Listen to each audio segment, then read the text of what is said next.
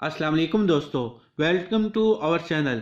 किसी भी इंसान की शक्ल देखकर पता नहीं लगाया जा सकता कि ये कोई शरीफ आदमी है या फिर कोई आदी मुजरिम। इस वीडियो में आपको कुछ ऐसे ही मासूम और चालाक दिखने वाले लोगों से मिलवाऊंगा। मिलिए मामूरो समोरा गुची से। इस आदमी का ताल्लुक जापान से है और ये 18 साल तक पूरे जापान को बेवकूफ़ बनाता रहा। मामूरो एक इंतहाई मशहूर म्यूज़िक कंपोज़र है। इसका म्यूज़िक कैरियर 18 साल पहले शुरू हुआ, लेकिन इसके मुतालिक एक हैरत अंगेज़ बात है और वो ये कि ये बहरा था, यानी ये सुन नहीं सकता था। जब इसने म्यूज़िक बनाना शुरू किया तो पूरा जापान इसका फ़ैन बन गया। इस आदमी पर डॉक्यूमेंट्रीज बनाना शुरू कर दी। इसके इंटरव्यूज़ लिए गए जिनमें ये साइन लैंग्वेज में बात करता था क्योंकि ये सुन नहीं सकता था। 18 साल तक इसने कई एल्बम्स और म्यूज़िक बनाए, लेकिन 2014 में एक ऐसी खबर सामने आई जिसने पूरे जापान को हिला कर रख दिया। एक मैगजीन का रिपोर्टर जब इसका इंटरव्यू लेने इसके घर गया तो उसने एक अजीब सी बात नोटिस की, और वो ये कि जब मामूरों के फ्लैट की बेल बजी तो ये आदमी बेल की आवाज़ सुनकर अचानक उठ गया। रिपोर्टर को इस बात पर शदीद हैरत हुई और फिर मामूरों के खिलाफ इन्वेस्टिगेशन शुरू हो गई। 2014 में पूरे जापान को शॉक लगा जब पता चला कि मामूरो दरअसल बहरा नहीं है। पिछले 18 साल तक वो लोगों की हमदर्दियां लेने के लिए झूठ बोलता रहा, लेकिन इस बात से भी ज़्यादा शॉकिंग बात ये थी कि इसके कंपोज किए हुए गाने इसने खुद नहीं बनाए थे। पिछले 18 साल तक ये गाने तिगाशा निगागी एक आदमी इसके लिए बनाता रहा, यानी ये शख्स खुद एक म्यूज़िक कंपोज़र नहीं था। 18 साल तक ये लोगों को सिर्फ बेवकूफ़ बनाता रहा। इससे इसके सारे अवार्ड्स वापस ले लिए गए। एलेक्सिस नाइस दिखने में एक मॉडल लगती है। ये अमेरिका में टीवी पर प्रोग्राम होस्ट कर चुकी है, लेकिन मासूम सी दिखने वाली ये लड़की दरअसल क्या करती थी, आप हैरान रह जाएंगे। एलेक्सिस एक इंतहाई खतरनाक गिरोह का हिस्सा थी जिसका नाम ब्लिंग रिंग था। ये गैंग चोरियां करता था, और मामूली चोरियां नहीं बल्कि ये लोग हॉलीवुड के मशहूर सेलिब्रिटीज के घर को टारगेट करते थे।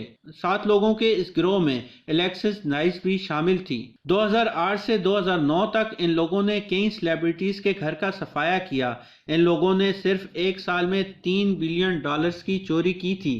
पुलिस इस गैंग के पीछे थी। इस गैंग ने पूरे अमेरिका में सनसनी फैलाई हुई थी। जब ये लोग पकड़े गए तो पुलिस इनकी मासूम शक्लें देखकर हैरान रह गई। एलेक्सिस नाइस इस गैंग की हेड थी। इस लड़की को जेल भेज दिया गया और इसको $6 लाख का जुर्माना भी किया गया। इस लड़की पर एक मूवी भी बन चुकी है।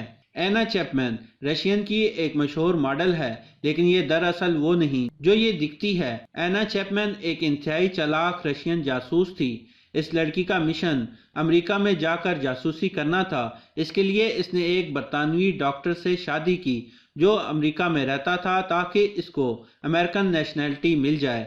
2009 में एना ने न्यूयॉर्क में प्रॉपर्टी यानी रियल एस्टेट में काम करना शुरू किया। इसने एक फर्म खोली जिसका नाम प्रॉपर्टी फाइंडर LLC था। इस फर्म में 50 लोग काम करते थे।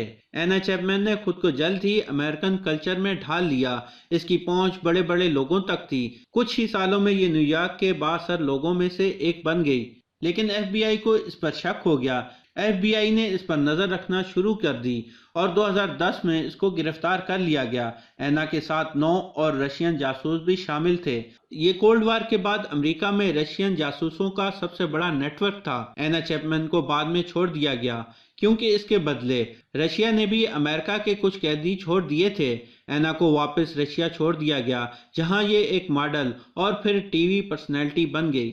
आखिरी कहानी एंड्रियो कैनन की है। एंड्रियो एक इंतहाई खतरनाक सीरियल किलर था।